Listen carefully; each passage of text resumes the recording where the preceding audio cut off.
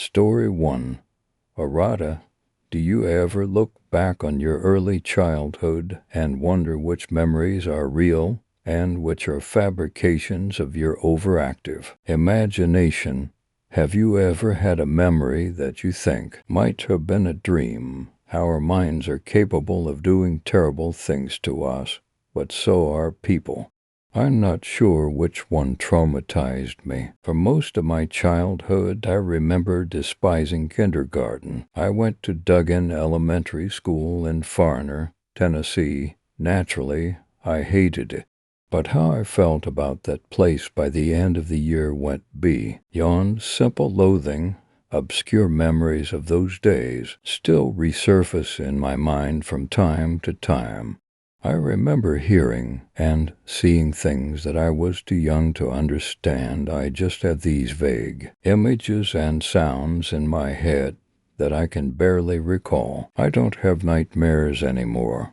I guess what scares me most is the memory of how I felt at the time. Recently, I found an old photo album of my kindergarten year. It took me back in time. I recognized a picture of my teacher. He was an extremely old man who we called Mr. Errata. There was something about him that seemed, he didn't seem very child-friendly. He drove a long white van to school every day.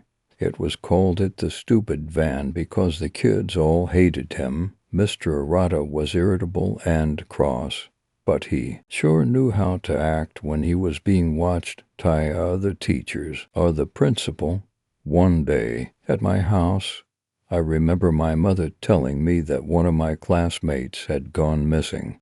She was watching the news and was, understandably, very upset when a second child in my class went missing. My mother abruptly pulled me out of school. She told me that she would send me back when it was safe. I thought it was great, not being in school. I was too young to understand what a child's disappearance could actually mean. Too naive to think about it realistically. I remember that after a while, I went back. The kids had been found, but they did not go back to school for whatever reason. I heard one of my fellow students tell me that the kids who had disappeared had no recollection of what had happened. She said that they had been cut open under the belly button and stitched up. She knew those two kids well. I think her name was Katie or Kitty or something. I just assumed that she was lying through her teeth. Even as a 6-year-old, I wasn't credulous enough to believe something like that. Later on in the year, I remember the girl, let's just call her Katie talking about how one of the kids who had previously gone missing had passed away. She took a week off from school because of it. Apparently, she had kept in touch with the two kids after they switched schools. Katie said that the child had been sick ever since they found him with no memory. At this point, I thought she was making up more lies to get attention, but she did genuinely seem miserable now that I think of it. Little kids aren't that great at acting. I remember that one day I had a terrible nightmare. The day started out normally. I remember going to lunch, and I think I remember getting up to leave after the bell had rung to return to class. I'm not sure what happened next because that's the last thing I remember before having the nightmare. Suddenly, I was on a table, trapped down. I could see tinted windows on the narrow walls by my side. Everything was pretty dark. I was in a very cramped rectangular room. I just sat there for a moment. Clearly, I remember looking about and feeling the straps on my wrists and ankles. I looked to the side of me, and there was a tray with surgical instruments on it. I did not know how I got there in the first place. I was confused and on the verge of tears. A man dressed like a doctor came to see me. I couldn't make out his face because it was so dark there. He just looked at me for a moment. Then he turned on a bright light that was mounted over top of me, like the kind they use when you go to the dentist. He was wearing a doctor mask and had a blank expression on his face. I was stunned with fear. He casually reached for a scalpel and grabbed one from the tray. I began screaming and crying. He looked slightly taken back. The man uttered a few words, but I couldn't make out what he was saying. I awoke to the harsh scolding of Mr. Arata. I was lying down, asleep on the bleachers in the gym where we would wait for our bus numbers to be called. He was telling me that I had fallen asleep and missed the bus. He took me back to his class and called my mother to come pick me up. I started crying as soon as I had time to think about the dream. He didn't try to comfort me. He didn't even ask me what my problem was. He just stared at me. I told him that I had experienced a terrible nightmare, and he nodded at me. At least, I think he did. My mother spent the whole day trying to reassure me. The most disturbing part is, I usually wake from a nightmare as soon as I began feeling terror. But this, I was screaming and thrashing about for an extended amount of time. It all seemed real. I was convinced over the years that I had hallucinated. I began getting homeschooled because I was extremely terrified of going back. My parents couldn't understand how a nightmare could cause someone to have the kind of issues that I had. I had a few dreams about the experience. It wasn't like I was having a reoccurring nightmare. It was as if these nightmares were much less real than my original nightmare. They were just the original experience in dream form. They say that the sense of smell is the best way to remember something years later. When I was a grown man, I visited my grandfather in the hospital. There was something about the smell that brought me back. It made me think about that dark room. I went over to my parents' house and flipped through some of the old photo albums, looking for anything to help ease my curiosity. While I was looking through the photo album, I found a picture of the class and Mr. Arata. It had some writing on the back, but it wasn't in English. Arata is a Japanese name, so I guessed that was what language it was. I knew that one of my dad's friends spoke Japanese, so I too okayed the photo to him, and he translated it for me. I looked underneath the original text to see the scribblings that the man had left. The translation said, "I had a great time working on you this school year." I went back to the photo album and started rapidly searching through it. I didn't want my dream to be a reality, but I had to know for sure. There were photos of me performing all kinds of activities. I even found photos of the time that my mother brought the class cupcakes for my birthday. Almost every picture had Mr. Arata in it. With a stern look on his face, I held one picture in my hand, a picture that my mom took of me during a school play, and it seemed thicker than the others. I noticed tape on the edge of the picture. Two pictures had actually been taped together. I took a knife and cut the two pictures apart. What I saw haunted me. Underneath the regular picture was a picture of a small boy strapped to a table in the dark.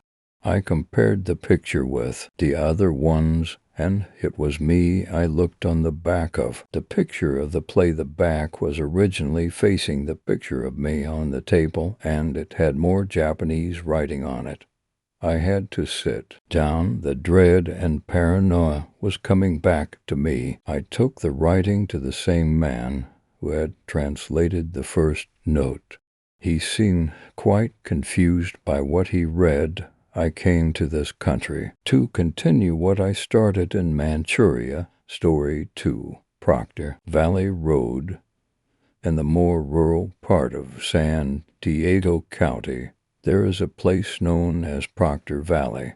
Proctor Valley is a large and mostly deserted area with only one road. Stories and reports of unusual sightings in this area date back almost 100 years. Strange reports began, and cattle belonging to local ranchers were often found dead and demutilated. Other perfectly healthy livestock also died frequently with no apparent cause of death.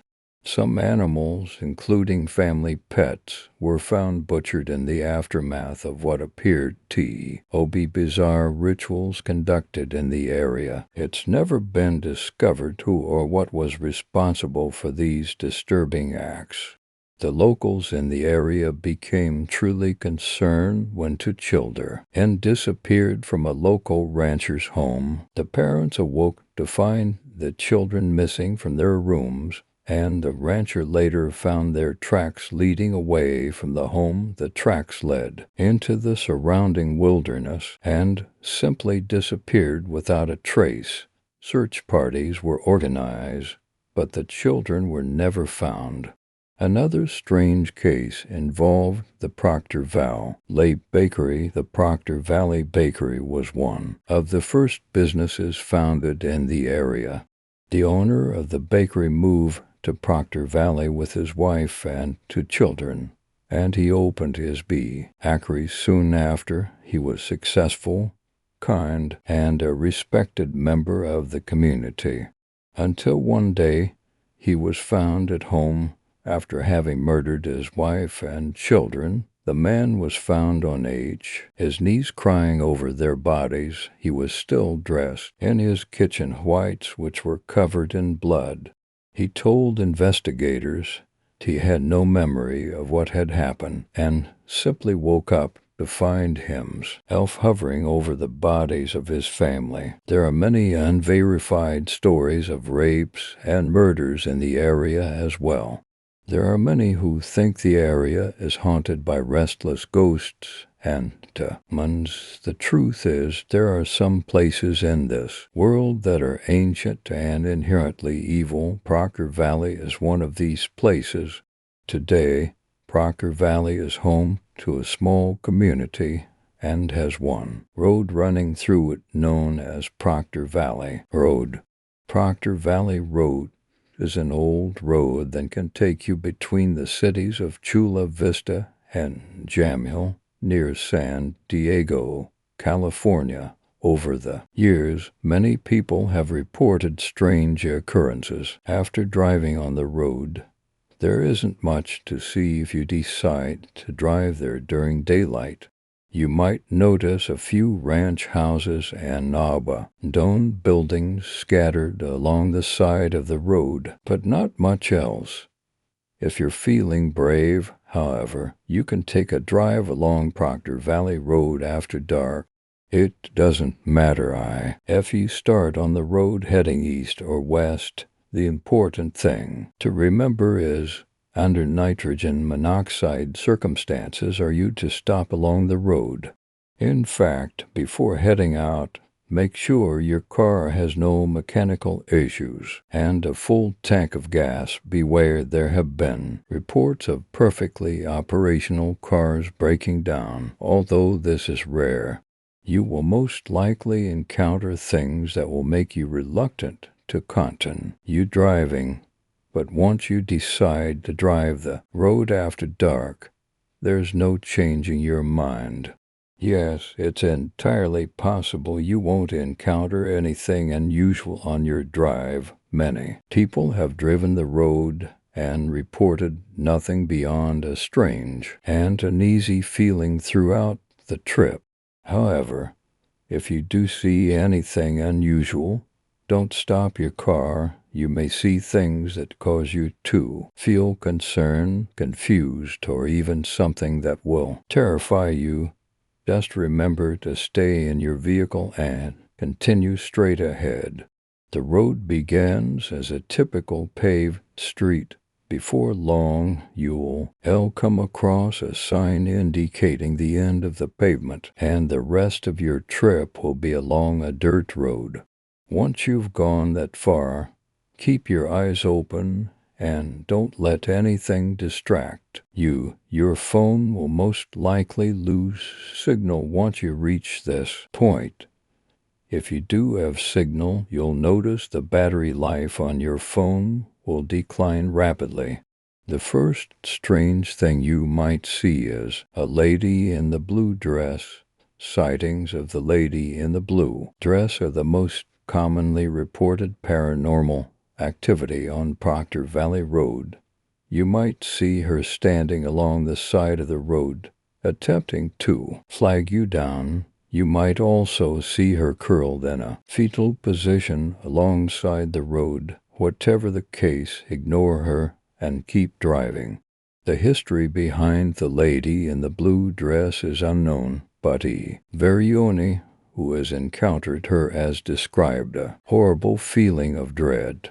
Many say she's no lady at all, but some kind of demon trying to convince you to stop. No one knows for sure, but under no circumstance are you to stop for her. If you decide to drive with your windows down, which I don't recommend, it's possible you will hear a piercing scream echo through the hills. Some individuals have reported their vehicle completely breaking down upon hearing the scream, and they were not able to start it again until the scream subsided, which can often take several minutes. If this happens, keep calm until you can start your vehicle, then exit the area as quickly as possible. Do not get out of your vehicle. If you drive along Proctor Valley Road during a full moon, you might see strange creatures in the countryside. Some have reported sightings of a large beast they describe as similar in appearance to an ape. Others have seen large coyotes walking upright on their hind legs. Further reports indicate sightings of a large, furry, bovine creature with bells attached to it wandering the road. The Bonita Museum near Proctor Valley claims to have a cast footprint of this creature. You may also discover small handprints appear along your windows.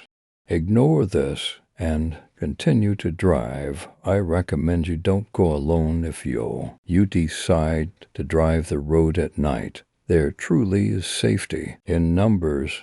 However, sometimes passengers will report strange occurrences happening with one another. One woman accompanied her sister and her sister's boyfriend during the drive. The woman stated she fell asleep in the back seat, and when her sister looked back to check on her, she was horrified to see a horned, shadowy figure with red S hovering over her. She stated she knew without a doubt it was the devil. Others have reported strange behavior displayed by their passengers. Even the calmest, most passive individuals have been known to act paranoid, aggressive, violent, or hysterical. Whatever the case, do not allow your passengers to distract you until you reach the other side of the road. The rarest and most terrifying thing you might encounter is what is known as the demon car of Proctor Valley Road. No one knows where it came from or why it inhabits the area. You might see headlights appear behind you, possibly as far as 1 mile away. Before long, you'll find the headlights are right behind your vehicle, regardless of how fast you are driving. If you drive off-road, they will follow. You will have a very hard time outrunning it. The headlights will back off every so often before suddenly moving forward to within an inch of your rear bumper. The headlights will move violently back and forth, and you will hear a horn honking at you repeatedly. Do not stop your car. Do not attempt to turn around. Keep driving until you reach pavement. Once you do, you'll see the headlights stop and turn around to drive back in the other direction. It will disappear into the night faster than you thought possible, and the headlights will no longer be visible. It's possible you'll encounter other strange things along the road that I didn't mention. Whatever the case, continue driving until you're on the other end of the road. Once you've reached pavement again, things should be back to normal. Throughout the years, there have been many stories of tragedy and terror stemming from Proctor Valley. Perhaps all the stories are just old legends started by ranchers to keep people out of the area. Maybe none of the stories are true. Still, there's something inherently terrifying about Proctor Valley Road, something that awakens an instinctual, prehistoric terror buried inside all of us. Maybe it's best to be cautious while driving there at night. At least until you've reached the end of the road. Story 3. The Laughing Prophet. The following article was sent by journalist Roberto Costa Campos, expert in criminal investigation, for the writing of Na Hora, a tabloid newspaper in São Paulo. Roberto was known for his daring and his lack of fear in investigating anything, often going into extremely dangerous situations simply to gather information. 3 days after sending this article to the newsroom, Roberto disappeared. A body was found floating in the Tite River. Soon after, it was identified as being that of the journalist, but the identification could only be made by DNA testing, as the corpse suffered advanced levels of mutilation. The following article is Roberto's last professional record to the world. Police are still investigating whether the content of such an investigation was merely an illusion of the reporter, or whether it truly is factual. If it is confirmed that the article is based on actual information, it is possible to link it to the death of the reporter. The article was kept confidential in the records of the Public Security Secretariat of the state of São Paulo, but shortly thereafter it was leaked in an I2P paranormal investigation forum. Here's a copy of the article. The Prophets. They are called the Prophets, a sect of people who have received minor notoriety in recent months, responsible for at least 15 murders in the last month. This group of people claim to be worshippers of a paranormal entity called Zalgo, something resembling a very powerful demon. They call themselves prophets, for they claim that they know the day that this entity will rise, and that they know exactly who should and should not witness its return. According to them, only the pure people deserve to see Zalgo recover, and the impure must be killed so that their souls sear. There's food for the same in the ethereal world where he is enclosed. The members of this sect possess macabre murder rituals, always offering a dead person to their ethereal leader, and each uses a nickname, a false identity relating to their chosen style of murder. The sect received more prominence a few months ago when its alleged leader, known by the nickname of Prophet Laughter, released a story of his murders. From then on, the sect has become more brutal and notorious. I spent several weeks traveling around the country looking for signs of them, and finally, in Belo Horizonte, I met a young man who seems to have some connection with the prophets. I found him crying in an abandoned building. After a little interrogation, I realized that he knew a lot about the sect. His name was Benjamin. He was cowering, frightened. He was wearing a black wool t-shirt with a hood resting on his head. He was slightly overweight. On the floor beside him was a hockey mask with a broken edge. Here's my interview, Beto. You are one of the prophets, Benjamin. Not yet, Beto. Why not, Benjamin? I, Rosa, and Anna have not yet finished our training, B. Hito. There's training to be a prophet, Benjamin. Not all prophets are born with all the skills they should possess. Some need to be taught. Beto. And who's your leader, Benjamin? The laughter, yes, the laughter, Beto. What's his real name? Benjamin shouting. I do not know. Beto, calm down. Tell me, how did you get into the prophets? B. And Jamin. I slept. They killed everyone. I did not. For the rest of the interview, Benjamin continues to speak in loose sentences. From what I understand, Benjamin, 16, suffered from strong discrimination in his family for his homosexuality. One day, the boy woke up in the middle of the night, surrounded by the prophets. After talking to them for long hours and letting himself be influenced, the boy tried to kill his own family while they slept, but failed. His older brother hit him in the face with a baseball bat, breaking the corner of his hockey mask. He then ran away. Next night, the other prophets invaded the house of the boy's family and quartered them all. It seems that the prophets have developed a peculiar way of communicating, using videos encoded on internet. The channel bears the name of the cult leader, Risen Hope Prophet.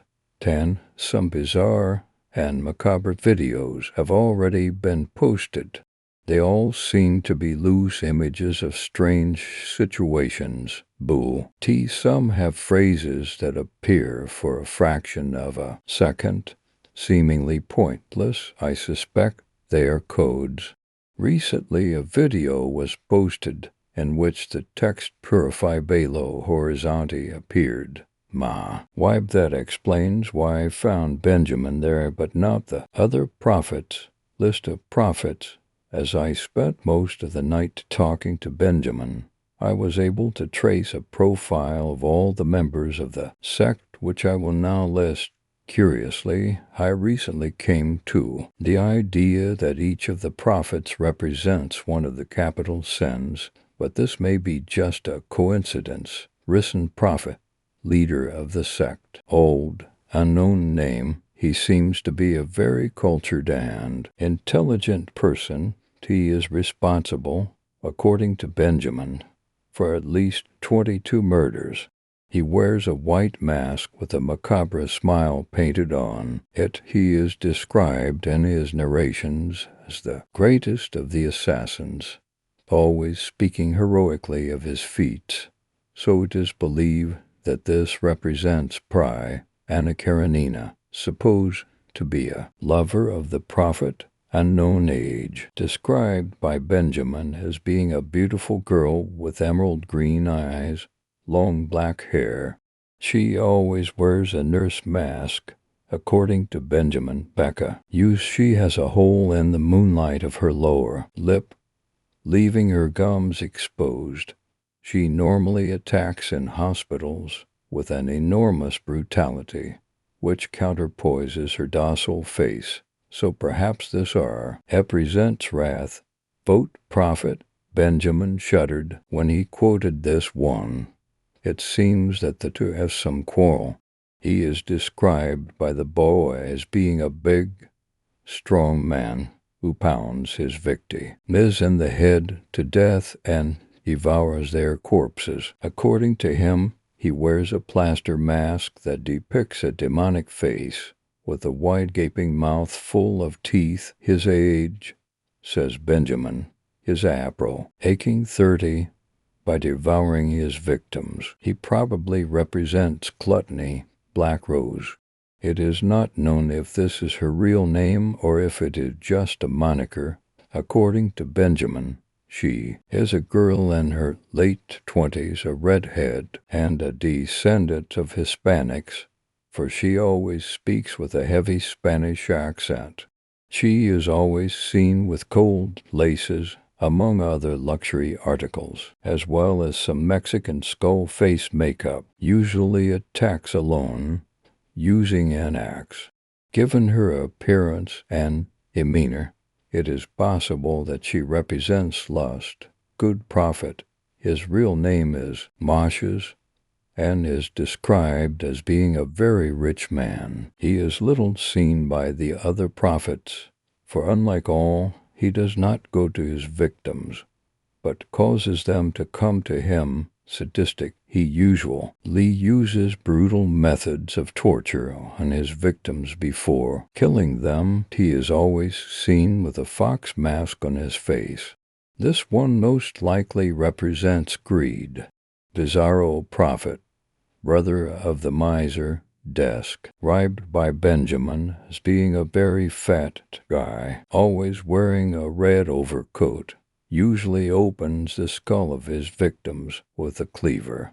He is responsible for kidnapping his victims on behalf of his brother. It is not known who he represents, but is likely to represent Envy, prophet of the shadows.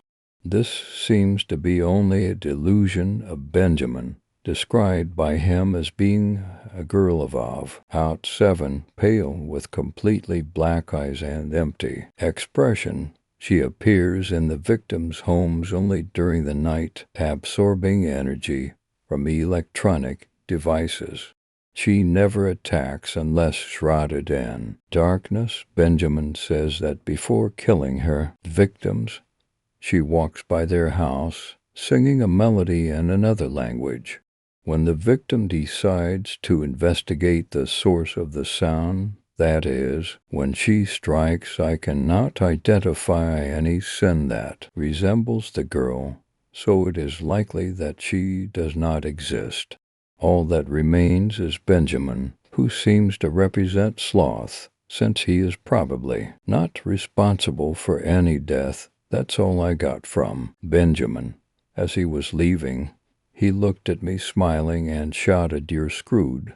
I fear for my safety, but will try to investigate the sect some more as soon as I can.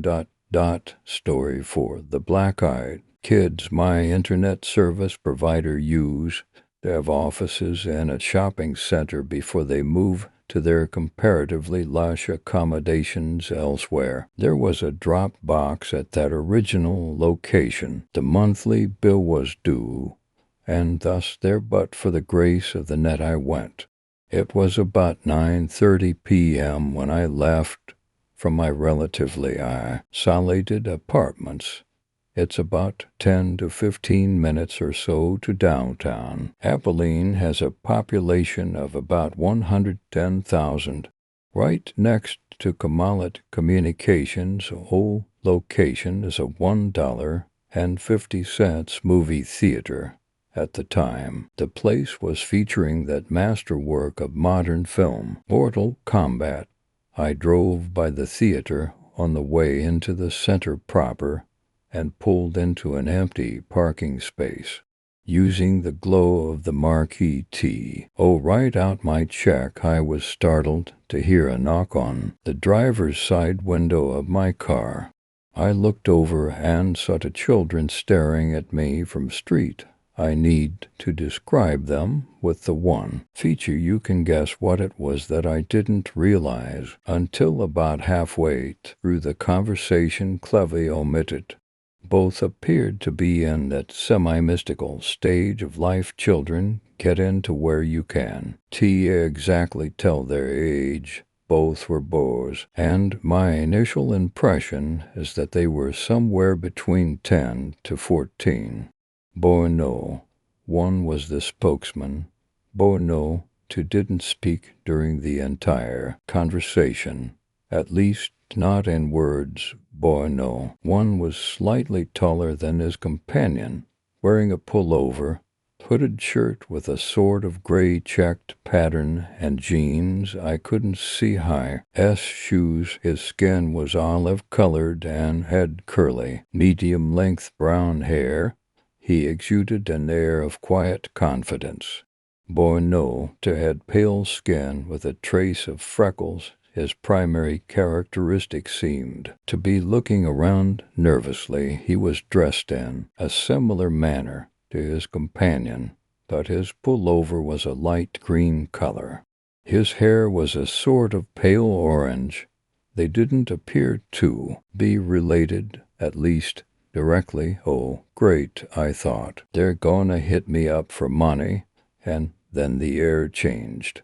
I've explained this before, but for the benefit of Annie Ann, who lurkers out there right before I experience something strange. There's a change in perception that comes about which I describe in the above manner. It's basically enough time to know it's too late. So there I was, filling out a check in my car, which was still running, and in a sudden panic over the appearance of two little boys. I was confused, but an overwhelming sense of fear and unearthliness are ushed in nonetheless. The spokesman smiled, and the sight, for some inexplicable reason, chilled my blood. I could feel fight or flight responses kicking in. Something I knew instinctually was not right, but I didn't know what it could possibly be. I rolled down the window very, very slightly and asked, "Yes." The spokesman smiled again, broader this time. His teeth were very, very white. "Hey, mister, what's up? We have a problem," he said. His voice was that of a young man, but his diction quiet, calm, and something I still couldn't put my finger on, made my desire to flee even greater. "You see, my friend and I want to see the films, but we forgot our money," he continued. "We need to go to our house to get it. Want to help us out?" "Okay, journalists are required to talk to lots of people, and that includes children. I've seen and spoken to lots of them. Here's how that usually goes. Mister, can I see that camera? I won't break it or anything, I promise. My dad has a camera, and he lets me hold it sometimes, I guess, and I took a picture of my dog. It wasn't very good, 'cause I got my finger in the way, and add in some feet shuffling and or body swaying, and you've got a typical kid talking to a stranger. In short, they're usually apologetic. People generally teach children the what hour, and they talk to adults. They're usually bothering them for one reason or another, and they should at least be polite. This kid was in no way fitting the mold. His command of language was incredible, and he showed no signs of fear. He spoke as if my help was a foregone conclusion. When he grinned, it was as if he was trying to say, "I know something, and you're not gonna like it.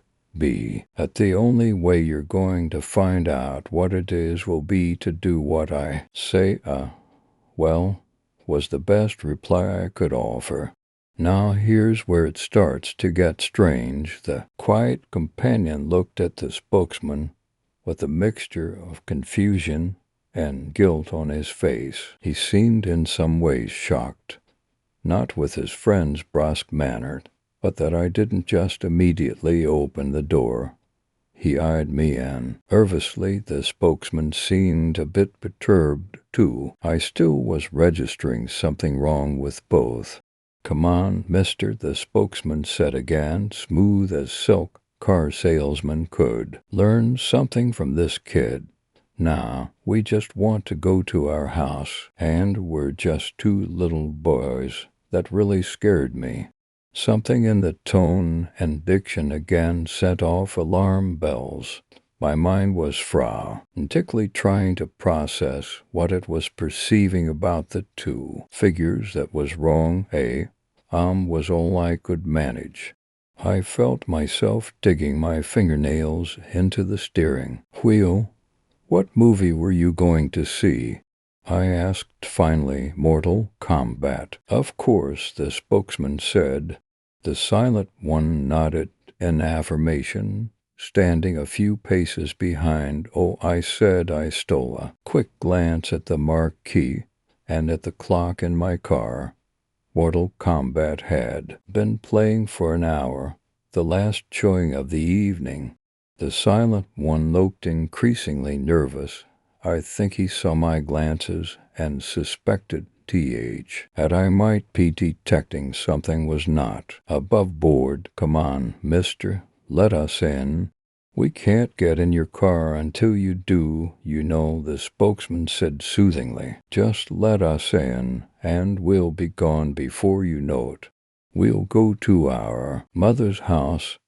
We locked eyes. To my horror, I realized my hand had strayed toward the door lock, which was engaged, and was in the process of opening it. I pulled it away, probably a bit too violently, but it did force me to look away from the children. I turned back. I offered weakly, and then my mind snapped into sharp focus. For the first time, I noticed their eyes. They were coal black, no pupil, no iris, just two staring orbs reflecting the red and white light of the marquee. At that point, I know my expression betrayed me. The silent one had a look of horror on his face, and a combination that seemed to indicate the impossible had just happened, and we've been found out. The spokesman, on the other hand, wore a mask of anger. His eyes glittered brightly in the half-light. "Simon, mister," he said. "We won't hurt you. You have to let us in. We don't have a gun." That last statement scared the living hell out of me, because at that point, by his tone, he was plainly saying, "We don't need a gun." He noticed my hand shooting down toward the gear shift. The spokesman's final words contained an anger that was complete and whole, and yet contained in some respects a tone of panic. "We can't come in unless you tell us it's okay. Let us in." I ripped the car into reverse, thank goodness no one was coming up behind me, and tore out of the parking lot. I noticed the boys in my peripheral vision, and I stole a quick glance back. They were gone. The sidewalk by the theater was deserted. I drove home in a heightened state of panic. Had anyone attempted to stop me, I would have run on through and faced the consequences later. I bolted into my house, scanning all around, including the sky. What did I see? Maybe nothing more than some kids looking for a ride. And some really funky contacts. Yeah, right. Story 5. What lies within the hollow tree?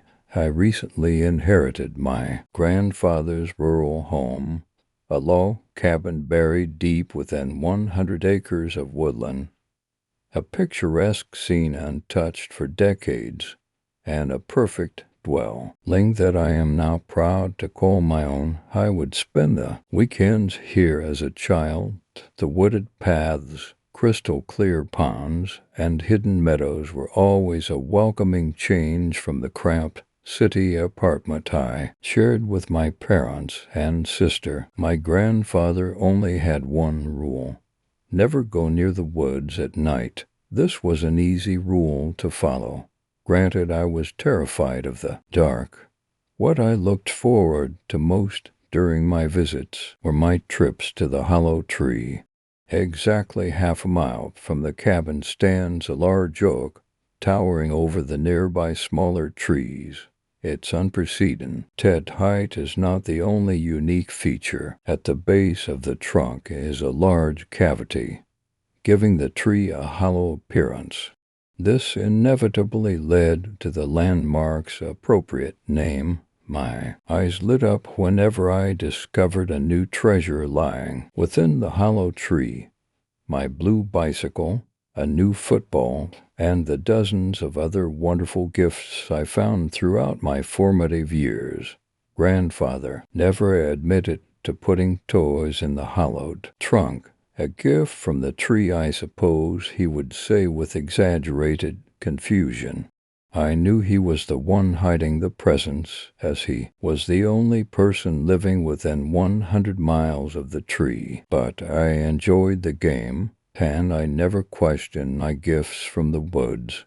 As I grew older, my visits to Grandfather's cabin were fewer, and upon his passing, the hollow tree remained barren. To honor him, I had his ashes placed on the mantel in an ornate urn. The path I stroll each morning leads straight to the hollow tree. I tend to glance inside its trunk as I walked past. Lying on the ground inside the tree were torn shreds of dark brown fabric. Curiosity carried my feet to the mouth of the cavernous oak as I knelt down and picked up the shredded cloth. A wave of familiarity washed over me. It was the mangled remains of an old teddy bear. My old teddy bear, the one I had lost in these why same woods 25 years ago. Why Grandfather and I had searched for the missing stuffed animal day and night. One of its black button eyes hung by a thread and dangled in the air. The other was missing completely. Dark, oily liquid stained the worn material and left it reeking with a putrid smell. My mind raced to find an explanation of how the bear could have ended up inside the hollow tree. Maybe an animal dropped it, or the wind. Both seemed highly unlikely after so many years. I reluctantly stuffed the remains into my coat pocket and made my way back home. Asterisk, asterisk, asterisk, asterisk, asterisk, asterisk. That night I dreamt of my grandfather. He stood at the edge of the woods. Large snowflakes fell and stuck to his jet-black coat. He raised his pale, thin hand and beckoned me towards him. I obeyed. The cold wind howled as its chilling needles stung my face. Grandfather grabbed my arm, pulled me close to him, and pointed into the dense tree line. I shifted my gaze and stared into a sea of crooked trunks and twisted branches. My eyes were drawn to the hollow tree. Its dark cavity stood out in the pure snow like a drop of black ink on a white canvas. Without warning, a horrifying shriek escaped. The tree's cavernous mouth, the blood-curdling scream, rang throughout the woods, sending a frightened murder of crows from their roosts into the gray, overcast sky. My grandfather's tired, broken voice filled my ear, a gift from the tree. Asterisk, asterisk, asterisk, asterisk, asterisk, asterisk. The high-pitched whistling of wind and bitter cold jolted me from my slumber. My body shivered violently. I was outside and in the wool. Odds I hadn't walked since I was a child. Yet here I was in the middle of winter, dressed only in a bathrobe, standing before the hollow tree. Just as I was about to turn and head to the cabin, something caught my eye. A small red light blinked inside tree's dark, empty trunk. I quickly ran to the mouth, picked up the cold plastic object, and dropped it into the pocket of my robe. I sprinted back to the cabin as quickly as I could. The dead leaves crunched loudly beneath my bare feet. I burst through the front door, wrapped myself in a blanket, and prepared the fireplace. As soon my body temperature started to return to normal, I pulled the object from my pocket and placed it on the floor. It was my walkie-talkie, another childhood toy. This didn't make any sense. my sister, and I would play with them all the time, until the day I accidentally dropped my receiver into the pond.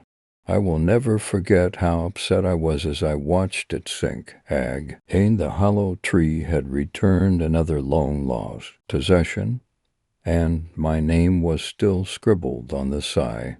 As I sat dumbfounded, the red light on the top of the walkie-talkie turned on, and for so quietly a faint noise crackled from the tiny speaker. The noise was brief, a stream of white noise, but just before the walkie turned off, for a split second, a hushed voice whispered my name. I took off the back panel of the receiver, and just as feared there were no batteries, I hurried to the attic and locked away the bear and walkie in a chest.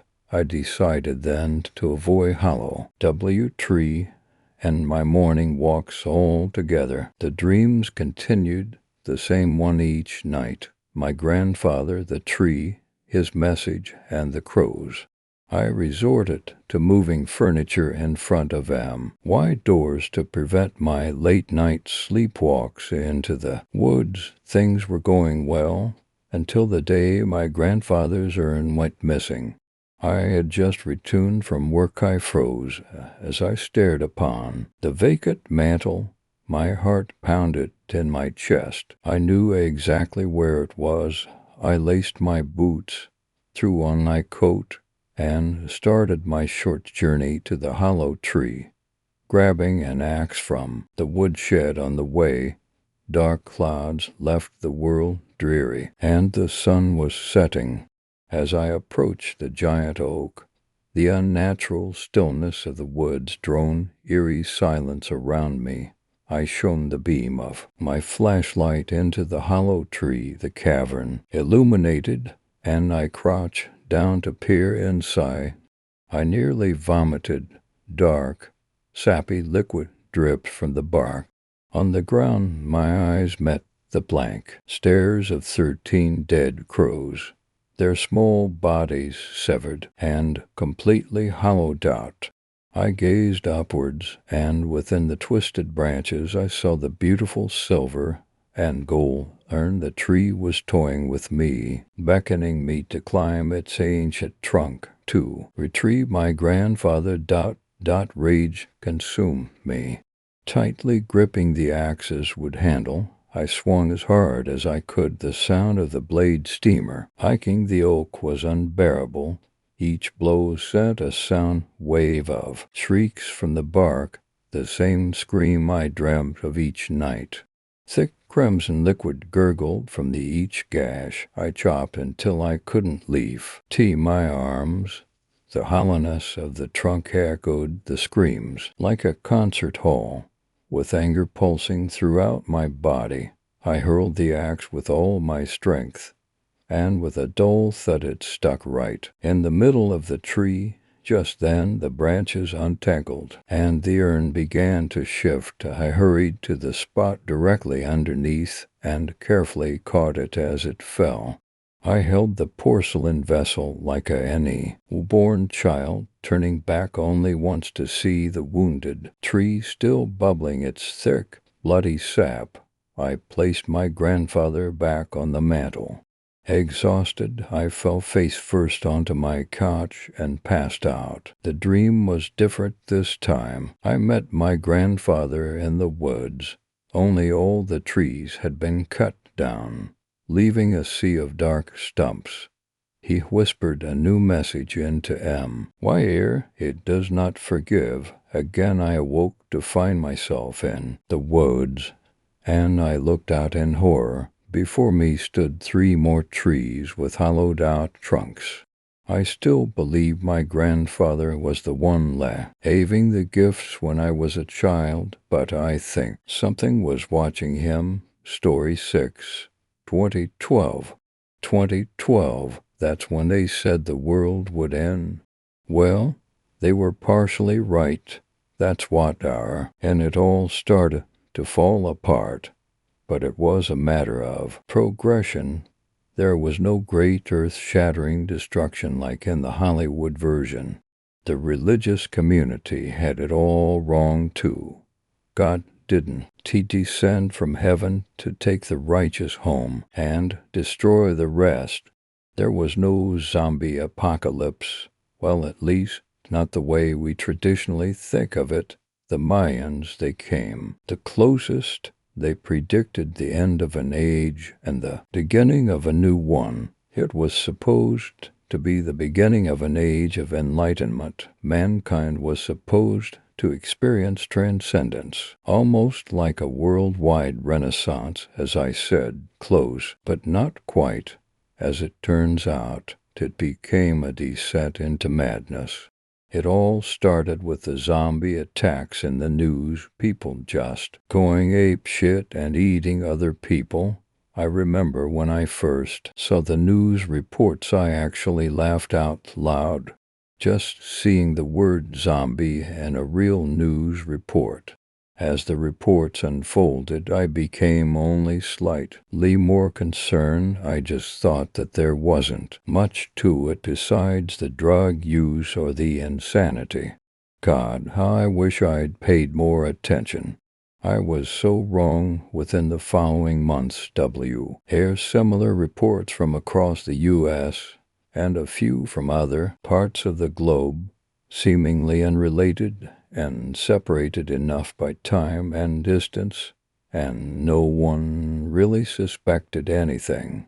Of course, there were some who felt that the end of days was approaching, some religious groups, zombie enthusiasts, who were sure that their prayers were being answered, and the general public, however, had not adopted the idea. As 2012 gave way to 2013, those who were unafraid before were scrambling to find answers, to seek comfort in rationality.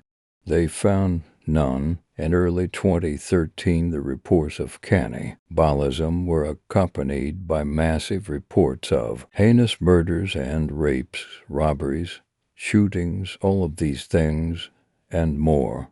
From all corners of the globe, civilization was quickly slipping away. In the midst of it all, as people tried to seek refuge through faith, even religion fell victim to the madness.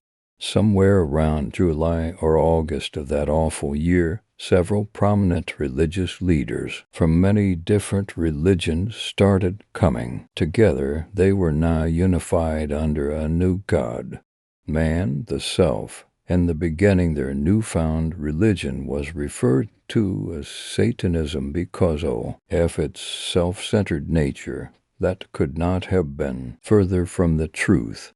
Satanism does allow for an individual to do as he or she pleases, but not at another's expense, especially not if it will bring physical or emotional harm. This new religion, however, had no such caveats. Their law, do what thou wilt. Their followers were beyond depraved. They called themselves the H-Ord, and they knew nothing outside of their mad new practices. They would celebrate the birth of a child, the ones they didn't eat, with a barbecue. Sounds normal enough until you take into consideration and the fact that they were barbecuing one of the sick, old, or crippled of their flock, or one of the infidels, as those of us non-believers were called. They would tie them to a long steel pole, naked, and set them up on a makeshift spit, and slowly roast them alive. As the person cooked, the others in attendance would stand by and laugh at their pain, while they also prepared for the coming feast, sniffing the air and salivating like animals, which they were only steps from becoming. This was only the tip of the iceberg. As their numbers grew, their activities grew more and more bizarre and twisted. They also became more powerful than any regime on the planet. As their religion took hold across the world, governments fell. their officials quickly adopting this new religion and allowing its doctrine to become law if you were not with them. Even God himself, it seemed, could not help you. On top of the cannibalistic rituals, they held massive orgies, hundreds of bodies, all thing in pleasure, all the while, amongst the throng. People were drinking each other's blood from slit wrists or bite wounds in their flesh, which they were also ingesting. No act was too vile or disgusting for the horde. If they wanted it, they would have it. Sodom and Gomorrah were nothing compared to what these people were doing. Amongst all the chaos, sex, and bloodshed, small resistance groups were forming. Their numbers were nothing compared to the horde, and they didn't last long. Within weeks of these groups forming, they were disbanded piece by piece and bite by bite. I cared for neither side. I wanted no parts of this disgusting religion, and I knew that no amount of resistance could stop them. I holed up in the basement of a nearby high school. The tea was long abandoned and forgotten. It was damp and cold, but it was a sanctuary all the same. The only entrances were the double steel doors leading in from outside, and the single door leading in from the first floor. There were no windows. The doors leading outside were chained and padlocked. No worries there, and the other door was a non-issue. It could be easily watched and provided no one knew where I was. I could rest easy. I lived there in secret for weeks. I was able to scavenge for food and other necessities at night, sleeping during the day. Little did I know, that my secret existence was coming to a close. I was out one night, slinking from shadow to shadow, and making my way to a nearby gas station. All was going quite well until I stuck my head around the corner of the post office adjacent to my destination. There, just beyond arm's length, was one of the most horrific and terrifying scenes I had ever seen outside of a movie. There was an old woman lying dead on the pavement. 3 young children crouched over her naked, filthy, and feeding. One of them had his hand deep in her abdomen fishing for something. Another was sloppily chewing something whilst trying to gouge out her remaining eyeball with one grimy little finger. The third, she was scalping the poor woman's corpse. She did it quickly with large key strokes of what could only be called a sharpened rock. She then took the scalp, slapped it on top of her filthy head, and danced around. Laughing like a lunatic, I slunk back into my shadowy, dingy place, trying to steel myself to move.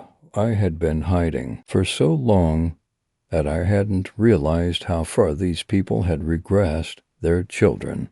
I had to push past my disgust and pity. I had get to that store. I stole one last glance at the children. They were in a frenzy. I took my chance and made a run for it.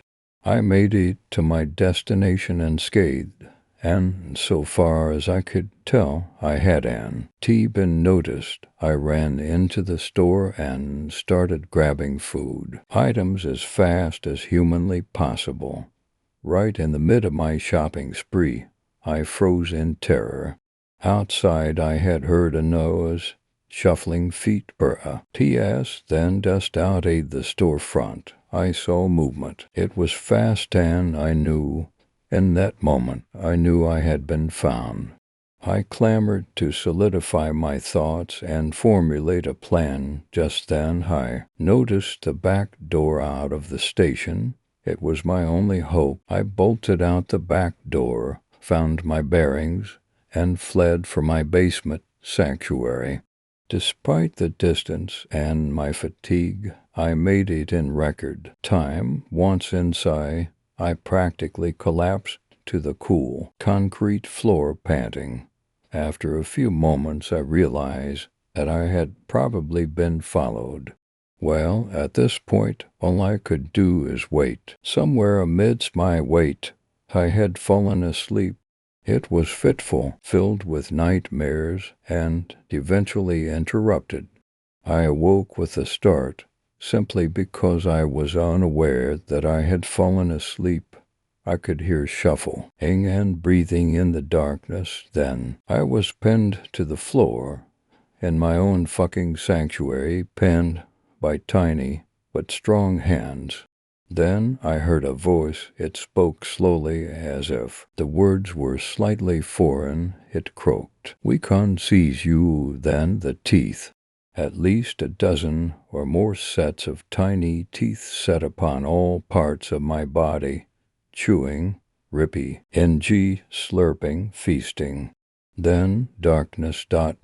Story 7. The hole in the wall. I'm hoping at least Tex will enjoy this because it's probably fucked me up for life. It's seeming a lot more absurd as time passes. It's 12 days since I moved my shit into my friend's place, so I want to get this out there and have people call bullshit and pass judgment, because I think it'll make me feel better. I've moved out all my stuff. I've already called the cops and informed my absentee landlord. I've done all the proper things, so there's nothing left to do but share my little fucked up city living story. About 6 months ago, my girlfriend and I moved into an apartment in the Benton Park neighborhood of St. Louis. About 2 weeks after we move in, her grandfather, who raised her, has a fucking stroke, and she ends up going home to Twin Oaks to take care of him. She was living with him full time until we can find out how to afford a nurse or a hospice. Anyway, I'd been living in our one-bedroom all alone for the last half a year. It's beautiful, newly remodeled, double-pane windows, great insulation, the best a couple of Hake-Stearns yuppies could want.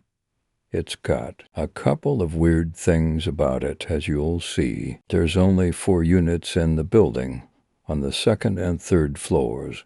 We're on the top floor. The first weird thing about the place, we noticed right when we moved in, the walls and floors are paper thin. I could hear every word of my downstairs neighbor's conversation at all times. I know when they take a shower, I know when they fuck, and I'm sure they know the same about us. It's weird. The more info we had on each other, the less we wanted to actually know each other. They moved out 6 weeks ago, then the other 2 units went vacant a week later. It was kinda weird, but also kind of awesome. I could finally stomp around, watch porn, and play Rock Band at full volume. About 4 weeks ago, it got weird. It was about 1 a.m., and I was going to bed, and I started to hear this noise from the empty apartment downstairs. Really quiet at first, but sustained. It sounded halfway between a hushed conversation with only one person talking, and small motor running, just a babbling, not quite regular drone.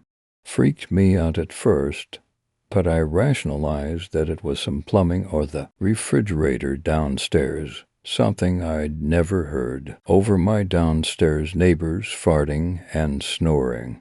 I learned to live with it as it rose and fell every evening. Pretty soon a steady tapping sound started in with mumbling. I know it sounds fucked up, but when you hear it every night for a while, you just make excuses for it. Then I kept hearing boards creaking. It sprang my first in this building, so I assumed it was just the old boards under the new drywall settling. Then one night, as I was brushing my teeth, there was a mighty dry thump. Right behind me, I just about stabbed myself with my toothbrush. I stayed really still till I was sure there wasn't anyone in the house, and then turned on all the lights in the house. This is when I noticed the peculiarity in the modling on the other side of the bathroom. Where I heard the thump is the hall closet.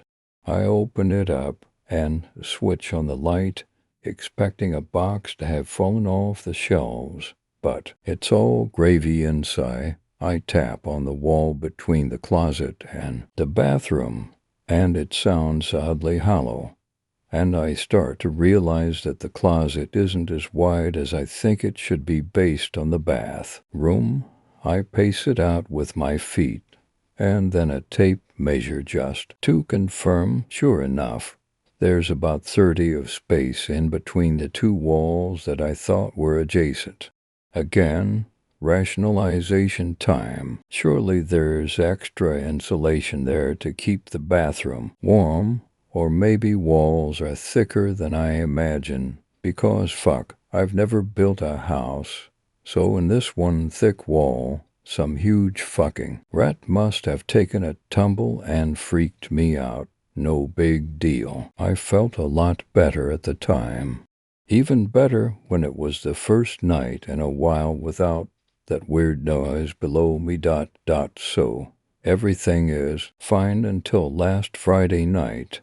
It's about 2 in the morning, and I'm home late from the bar, not as drunk as I want, and remembering that left all my clean laundry in the dryer before I went out. One thing sticks out as I climb the stairs. The door to the apartment below me is closed. It's been open since the neighbors vacated. I got kind of used to seeing an empty mirror image of my place every day when I walked past. Maybe the landlord was showing it to people today. Rationalize. I bag up a small load of laundry and climb down the back porch steps to the laundry room, which is really just part of the garage, but the staircase in on the outside of the building, and it gives each floor a little shared porch. I get down there and into the little room, and I start bagging up all my clothes into this big black duffel bag. 2 things you should know about me at this point. I turn off every light when I leave a room, no matter what my dad used to beat the shit out of me when the energy bill was a penny over the norm, and I also lock the door every time I go through it. Hell, I even locked the back door when I went down to get my laundry. I start back up the stairs, and on the first flight I look up straight to my bedroom window. The light is on, and there's a silhouette against the closed blinds. I piss myself a little, and every hair on my neck snapped to fucking attention, and then the light goes out. It happened in less than a second. 10 seconds later, I'm still frozen in place and trying to figure out if I just saw what I think I saw. Rationalization lost out. Thank fucking God. And I snuck down the stairs and out through the garage. I called a cab and stood across the street from the building looking out my living room window. About 5 minutes before the cab showed up, the Venetian blinds parted slightly for a few seconds, like someone was looking down on me. Then nothing. I stayed at a hotel that weekend. Then a couple of buddies of mine came back with me on Sunday to see how much stuff had been stolen. It was all there. My laptop was still charging, my brand new plasma EV. The doors were locked. I moved it all out that afternoon while my friends were with me, and I had the daylight on my side. I checked out the apartment below me. The downstairs closet had the same ABN, ormly thick wall, only someone had hammered through this wall a big round jagged hole, exposing the tiny crawl space between. And in this space, flat against the wall, was a cheap hardware store, Ray ladder leading up through the darkness to the space behind the walls in my apartment. I don't know how he got into my apartment from there. Maybe through the heating vents in my ceiling. I really don't give a shit. All I care about is never seeing that building again. I mailed my keys to the landlord, told the whole thing to a terminally disinterested cop, done my part, moving all, and quit my shitty job, which might be the one good thing about this. I'm typing this at a friend's house on his Wi-Fi. I was going to take this convenient time to get the fuck out of Dodge and move in with my girlfriend and her grandpa, but he died 2 nights ago. Still think I'd like to head back into the country, but I guess this is like a clean slate for us. I haven't told her yet, and I'm not sure if I will. Told her our landlord went apeshit and kicked me out. She's already got issues with security, and I don't want to add to them. But I don't I want to live in an apartment or hear people moving beneath my feet or on the other side of a wall. Never again.